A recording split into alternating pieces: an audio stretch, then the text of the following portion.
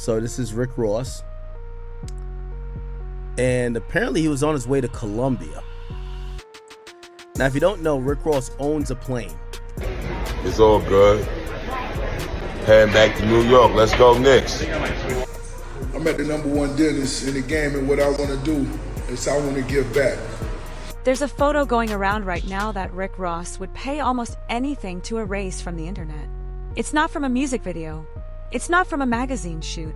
It's a grainy cell phone picture taken inside an airport in Bogota, Colombia, and it shows the man who has spent 2 decades telling the world he flies nothing but private, standing in line to board a Frontier Airlines flight. Frontier, the budget carrier, the one with the animal mascots on the tail. And the man holding what looked like a boarding pass for seat 23B was the same man who built an entire career around the words "biggest boss." Within hours, the image had been shared millions of times. Within days, it had become a kind of cultural shorthand for something people had been whispering about for almost 2 years. Something nobody wanted to say out loud, because saying it out loud felt almost cruel. The boss might be broke. And while the internet was busy turning that one airport photo into 10,000 memes, something else was quietly happening in the background. A tax filing surfaced in the state of Georgia, showing Rick Ross owed almost $65,000. A Belgian watch dealer with 2 million subscribers was breaking down, frame by frame, why he believed the rapper's $3.5 million Emerald Audemars Piguet was a counterfeit. Ticket prices for Ross's upcoming anniversary tour were collapsing on resale sites, dropping into the low 40s. And sitting at home in Connecticut, watching every single one of these stories land like clockwork, was a man who has waited nearly 20 years for exactly this moment. Curtis Jackson, 50 Cent, the one human being on the planet who has dedicated more energy. Yo, what's happening? It's the biggest boss in the game, Ricky Rose, right here live with Rob Report. Sorry, that's funny. Ricky Rose, brother. To dismantling Rick Ross than anyone alive. And right now, in 2026, he's not even pretending to hide how much he's enjoying it. What you're about to hear is not a hit piece. It's not internet speculation dressed up as journalism. It's a timeline of receipts, public filings, and viral moments that, when you put them all next to each other, paint a picture the boss really doesn't want you to see. So get comfortable, because we're going to walk through every single piece of this puzzle, and by the end, you're going to understand exactly why even the people who love Rick Ross are starting to ask the question nobody used to be allowed to ask. What if it was all a flex? And what if the flex finally ran out of gas? To understand why a single photo on a Frontier flight could shake an entire career, you have to go all the way back to one summer in 2008. Because that's when the first crack appeared. And once a crack opens in hip-hop, it almost never closes. Back then, Ross was on top of the world. The boss was everywhere. Mansions, yachts, kilo talk, that signature voice booming about a life that sounded like a Scarface remake. And then, almost out of nowhere, photographs started circulating online. Photographs of a younger William Leonard Roberts II in a corrections officer uniform, standing in a Florida state prison, holding a badge. The man who built his entire persona on being the trafficker, the kingpin, the guy who moved weight and ran the streets, had spent over a year working as a CO, watching inmates, filing reports, punching a clock for the state. In any other industry, this would be a footnote. In hip-hop, it was an earthquake. Because authenticity in this culture isn't a marketing slogan. It's the entire product. And the man who spread those photos and turned them into a permanent stain wasn't a journalist or a podcaster. It was 50 Cent. He didn't just leak the photos. He turned them into content. He made cartoons. He bought a TV. He gave Ross's baby mama a reality show pitch. He cackled about it on radio for years. And here's the thing people forget. Ross survived it. He survived it because the music was hitting too hard to ignore. Deeper than rap. Teflon Don. God Forgives, I Don't. Album after album, Ross drowned out the noise with platinum And for the little fat guy in the one cubicle office speaking on watches, speaking on Rick Ross and his Audemars. Stay out of grown folks' business, little piglet. Get out of that one cubicle office and go and see the world. Audemars. And Maybach music releases. The wound never closed, but the money was thick enough to cover the scar. That was the deal Rick Ross had with the world for over a decade. You question the persona, he He answered with a #1 record. You called him fake. He answered with a stadium tour. You laughed at the corrections officer photos. He answered with another mansion. And as long as the receipts on the back end kept piling up, the questions on the front end stayed background noise. But somewhere around 2022, that arrangement started to slip. The album cycles got longer.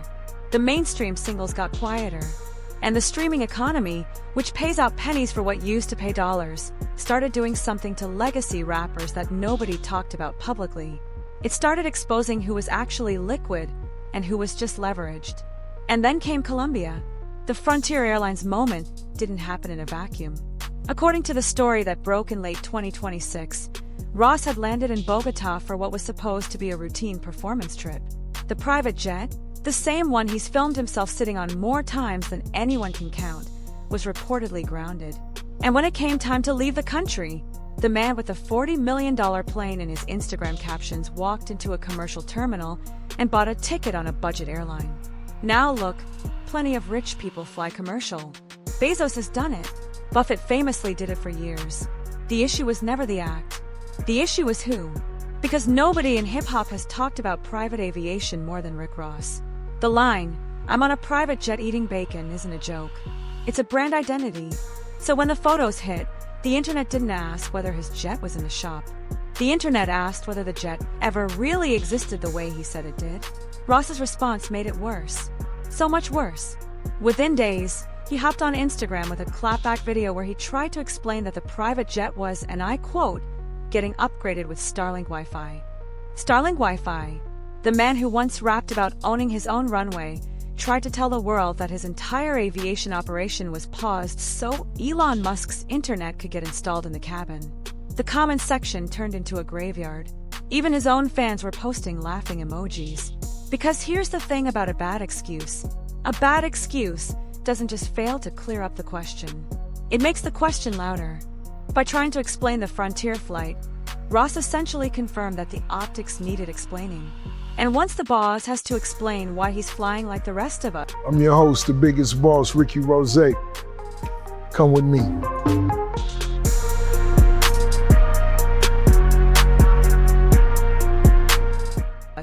The magic of the entire persona starts to evaporate. And while the internet was still laughing at the Starlink excuse, watch collectors were quietly building a much more dangerous case. Because there's one community on the internet you absolutely do not want fact-checking your jewelry. And in early 2024, that community came for Rick Ross with the precision of a Swiss movement. His name is Nico Leonard. He's a Belgian luxury watch dealer with millions of subscribers and a YouTube channel that has, over the years, ended the credibility of more than a few celebrity flexes.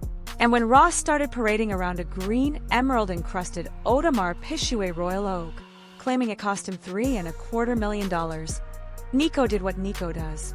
He pulled it apart on camera, frame by frame, pixel by pixel. The bezel proportions were wrong. The emerald cuts were inconsistent in ways that no genuine AP house would ever approve. The case finishing didn't match Audemars Piguet's signature polishing technique. And the dial, under high resolution, showed details that Watch Insiders said would never leave the Le Brasses factory. Nico's verdict was blunt. He believed Rick Ross was wearing a fake. The video racked up millions of views. Other watch experts piled on. And then Ross did something that, in hindsight, may have been the biggest mistake of the entire situation. He responded. He hopped on Instagram and started calling Nico Leonard Piglet. Just Piglet. Over and over again. No serial number. No paperwork. No invoice. No appearance at the Audemars Piguet boutique to prove the authentication. Just a nickname and a lot of yelling. In the watch world, that's the equivalent of being asked to show your driver's license and answering with a freestyle. It doesn't satisfy anyone. It doesn't prove anything. And it tells every collector watching that the answer to the question probably isn't one you want on the record. What made it worse was the context. Hip-hop jewelers have been whispering for years about pieces in Ross's collection that looked off. Chains that didn't weigh what they should. Diamonds that didn't refract light the way real stones do. The Nico incident didn't create the suspicion. It just gave the suspicion a face, a name, and a viral clip that wouldn't die. And once the watch community decided publicly that they didn't believe Rick Ross's most famous flex, Every other piece of jewelry he had ever worn went under the same microscope. The frame had shifted. Now, instead of being a guy with a lot of expensive things, Ross became a guy whose expensive things had to keep proving themselves. That's an exhausting position to be in. And it's not one any artist has ever really come back from. If the watch was the smoking gun, what came next was the bank statement. Because in early 2025, paperwork surfaced from the state of Georgia that I got a 1. Look at that. That mean dick. That mean you automatically pay and you pay twice.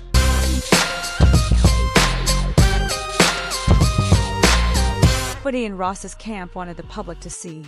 According to filings reported by multiple outlets, the state had issued a tax execution against William Leonard Roberts II for unpaid 2021 taxes. The original debt was just over $29,000. By the time the state got around to filing, penalties, interest, and collection fees had pushed the total to $64,995.21. Let that number sit for a second. 65 grand. For a man who told the world he's worth $180 million. For a man whose Instagram is wall-to-wall yacht footage and stack videos. Now, in fairness, $65,000 is not a number that should crack a real 8-figure net worth. Successful people get tax bills all the time. Wealthy people forget about line items. But the issue isn't the dollar amount. The issue is the existence of a tax execution at all. A tax execution isn't a polite letter from the state. It's a legal mechanism Georgia uses when normal collection has failed.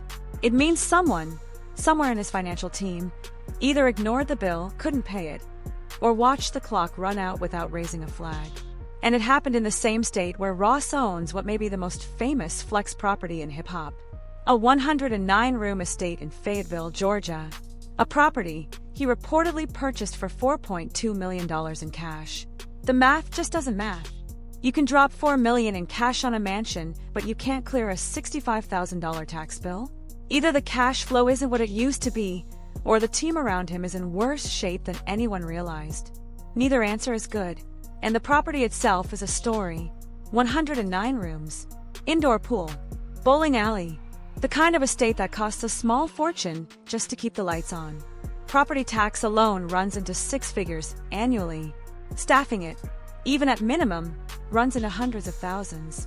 Insurance, maintenance, security, landscaping. The promised land, as Ross has called it, isn't an asset.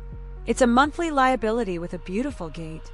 And when you start adding up the recurring costs of a lifestyle built around that estate, the cars in the driveway, the chains in the safe, the cigars on the lawn, the catering trucks for the annual... I'm your host, the biggest boss, Ricky Rose.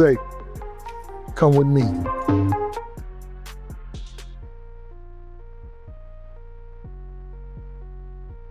Car show, suddenly $65,000 to the state of Georgia starts looking less like an oversight and more like a signal.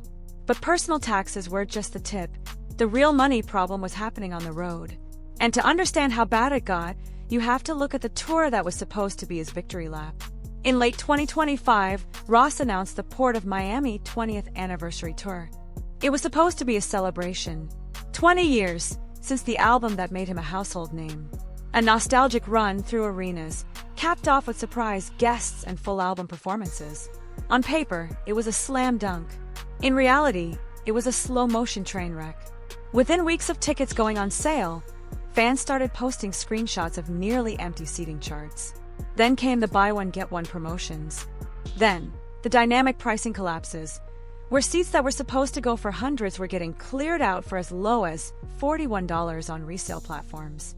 By the time the tour was a month away, it had become a kind of inside joke on hip-hop Twitter. People were posting venue maps with rows of available seats and asking, where did the Boz fans go? The math of an underperforming tour is brutal. People don't realize how brutal. When a legacy artist hits the road at Ross's level, the upfront costs are enormous. Production, crew, lighting, bus rentals, equipment trucks, insurance, per diems for an entire traveling party that can run 30 or 40 deep, venue guarantees that have to be paid whether the seats fill or not, promoter cuts, local marketing. A single underperforming arena date doesn't just leave money on the table. It actively bleeds money. Multiply that across a 15 or 20 city run, And what was supposed to be a multi-million-dollar payday turns into a multi-million-dollar hole. Tours are the safety net for legacy artists in the streaming era. When the safety net starts losing money, the entire financial ecosystem of being a working rapper starts to wobble. And then came Tony Yayo. Because of course it did. Yayo, 50 Cent's right hand for 2 decades, posted publicly about Ross's struggling ticket sales. Just dropped it into the timeline. No commentary needed. The G-Unit signal had gone out. And that's the thing about being in a beef with 50 Cent. You're never just in a beef with him. You're in a beef with an entire organization that has been waiting, patiently, for any opening to swing. Yayo posts. The blogs pick it up. The blogs go viral. The clips hit TikTok. And by the time it all gets back to Ross, it's no longer a ticket sales issue. It's another national headline that hammers the broke narrative deeper into the public consciousness. Which brings us, finally, to the man at the center of all of this. Because none of these stories, the flight, the watch, the taxes, the tour, would be hitting the way they're hitting if it wasn't for one specific human being amplifying every single one of them with surgical precision. 50 Cent has built something most people don't fully appreciate. He's built a one-man media empire. What's happening? It's the biggest boss in the game, Rick Ross, live from Wingstop in Brooklyn. And you checking out Forbes.com.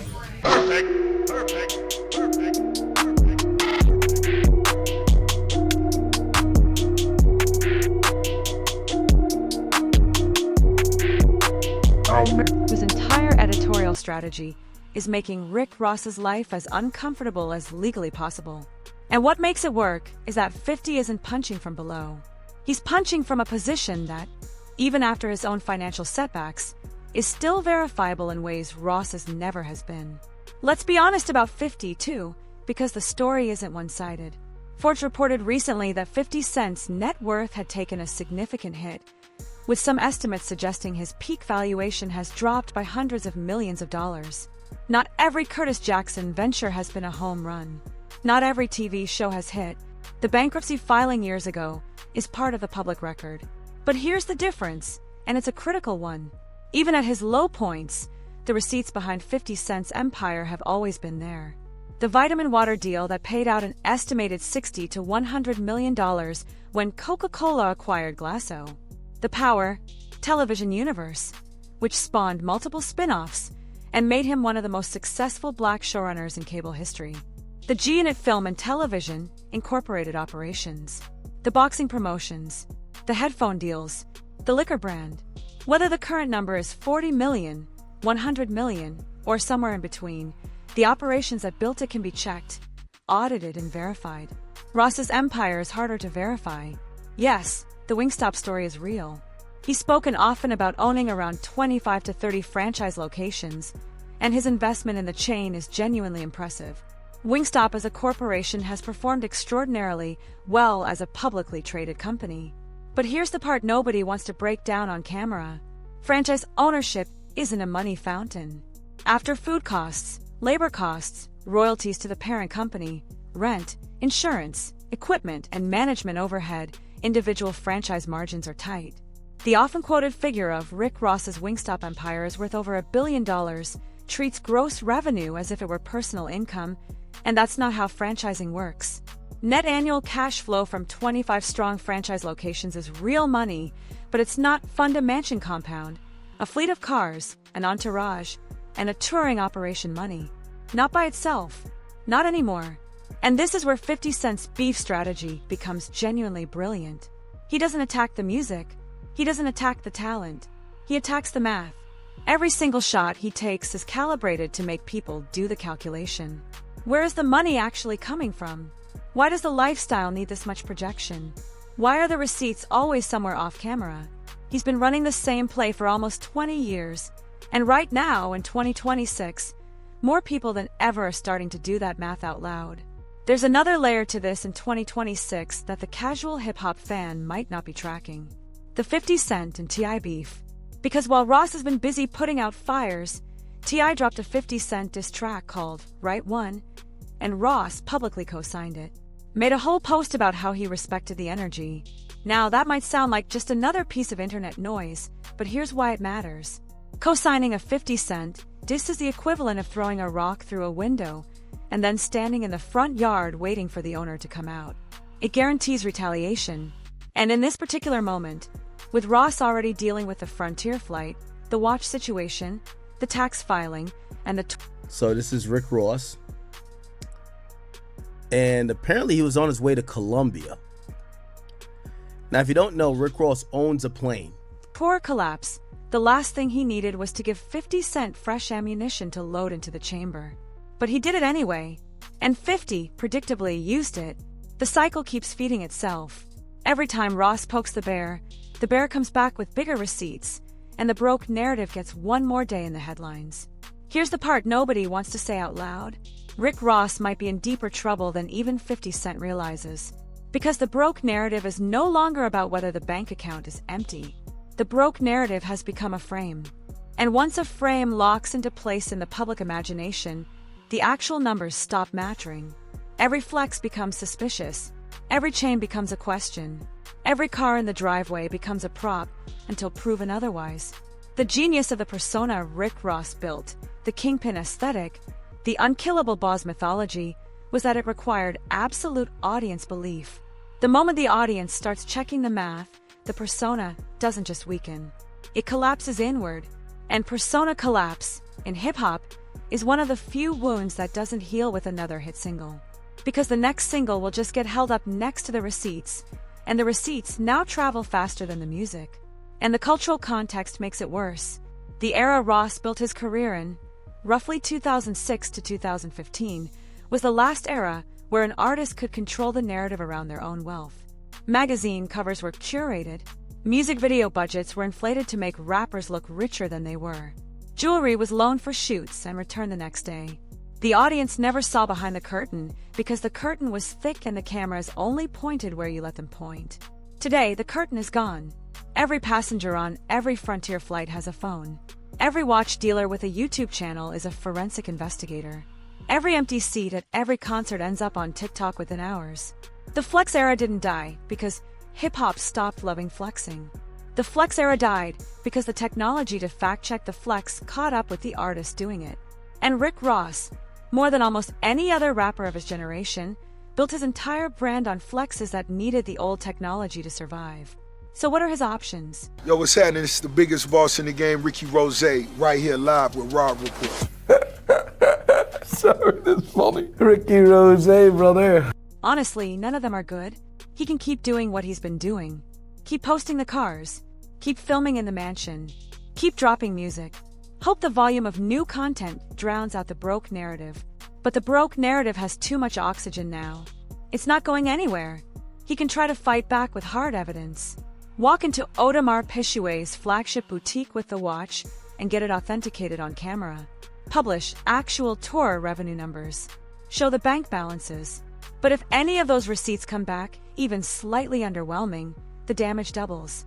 Transparency only works if the numbers are big enough to silence the room. And right now, nobody knows for sure if his numbers are. The third option is to pivot entirely. Lean into the elder statesman role. Drop the kingpin theatrics. Reinvent himself as the hip-hop businessman, the Wingstop guy, the cigar lounge owner, the philanthropist. But artistic reinvention at 50 years old, with a body of work this thoroughly defined by a single character, is one of the hardest moves in entertainment. Jay-Z managed it. Diddy was trying to manage it before his own implosion. Almost nobody else has pulled it off cleanly. And then there's the wild card. The thing Ross can't control no matter which path he picks. 50 Cent. Because 50 isn't going to stop. Not because he hates Ross, although he clearly does, but because dunking on Rick Ross has become part of his personal brand. It's content. It's algorithm fuel. It's a guaranteed engagement spike every time he posts. 50 has monetized this beef in ways that go beyond emotional satisfaction. Every viral Ross moment is a free traffic spike for whatever 50 is selling that week. The G-Unit boxing promotion, the new TV series, the liquor line, the film projects. Ross is, in a real sense, an unpaid marketing asset for 50 Cent's entire business empire. Why would he ever let that go? Which leaves us with the bigger question, the one that matters beyond just two rappers in a fight. What does this whole situation mean for hip-hop itself? Because Rick Ross is not the only artist of his generation flexing a lifestyle that may not hold up under modern scrutiny. He's just the most visible one currently getting publicly checked. The rich rapper archetype, the whole mythology of unlimited wealth, drug money origin stories, jets and yachts and watches and chains, was built in an era of looser fact-checking and tighter narrative control. And for the little fat guy in the one cubicle office speaking on watches, speaking on Rick Ross and his Audemir. Stay out of grown folks' business, little piglet. Get out of that one cubicle office and go and see the world. Audemir. Control. That era is over. And what's coming next? What we're seeing the first wave of right now is an entire generation of veteran rappers being audited in real time by an audience that has access to more financial intelligence than any reporter in history ever did. Ross is the canary in this particular coal mine. The way his situation resolves, or doesn't, is going to set the template for how every flex rapper from his era survives the next 5 years. So is Rick Ross actually broke? Probably not in the strict, literal sense. The Wingstop money is real. The catalog royalties are real. The brand still has value. He's almost certainly worth more than the average person watching this video can imagine. But broke isn't really the question. The question is whether the gap between the image he's selling and the reality he's living has grown too wide to close. And the answer to that question, based on everything we've just walked through, is starting to look like yes. The Frontier flight isn't just a flight. It's a symbol. The fake watch allegations aren't just about one watch. They're about whether anything he wears can be trusted. The tax lien isn't just a number. It's a paper trail that says the financial machinery isn't running as smoothly as it should. The empty tour seats aren't just empty seats. They're a referendum on whether the audience still buys the legend. And 50 Cent isn't just trolling. He's documenting. Every post, every clip, every Instagram caption is another entry in a public ledger that's been building since 2008. The boss persona was the product. And right now, in 2026, the product is having the worst quality control crisis of its entire run. The real test isn't whether Rick Ross can survive this moment financially. It's whether the version of Rick Ross that hip-hop has loved for 2 decades can survive it culturally. Because if the persona cracks, the music cracks with it. That's the deal he made when he chose this character. And the man across the country watching all of this unfold, the one who shot 9 times, built an empire, lost half of it, and built another one anyway, has been waiting since 2008 to see whether his old rival could pay the price of the bet he made. We're about to find out the answer. And whichever way this goes, the next year is going to be one of the most fascinating stretches in hip-hop we've watched in a long, long time. So what do you actually think? Is the broke narrative real? Or has the internet finally weaponized speculation into something that's swallowing a genuine career? Is 50 Cent a genius cultural operator, or just a man who never learned to let a grudge die? And is there a version of Rick Ross, a real one, behind the persona, that we've never actually been allowed to meet? Drop your honest take in the comments, because this story is far from over and the next chapter is already loading. Hit subscribe if you want to be here when it drops, because the moment 50 Cent makes his next move, and trust me, he's already drafting it, you're going to want to be watching it unfold in real time. The boss isn't done, but the version of him we used to know, that version might already be in the past tense.